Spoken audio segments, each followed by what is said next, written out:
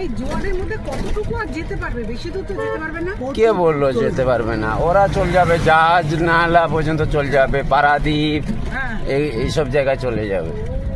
এখান থেকে 8 ঘন্টা 10 ঘন্টা সব বাইরে। জল ছিল না এত, আরো জল বাড়ে, এ তো অল্প। আজকে মরা কোটাল হয়ে গেল মনে হয়। বাইরে দেখো কত রোগ বেরিয়ে যাচ্ছে ওই বড় ইয়েতে, মরার মুখের দিকে।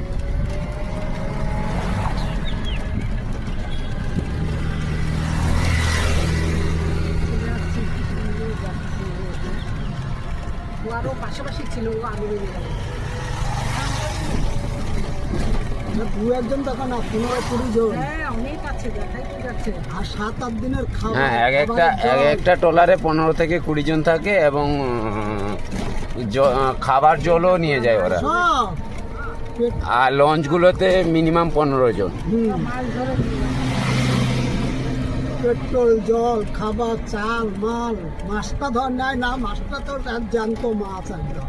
ওরা ধরে আর সব থেকে জ্যান্ত মাছ এরাই খায় সমুদ্রে।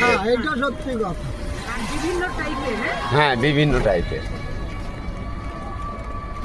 ওই আমাদের ওখানে সুন্দরবন আছে, নাম শুনেছে তো? আরে বাবা, তুলছে আর রান্না হচ্ছে। যে স্বাদ, নুন হলুদ দিয়ে মানে সিদ্ধ করলেও মানে খেতে ভালো লাগবে।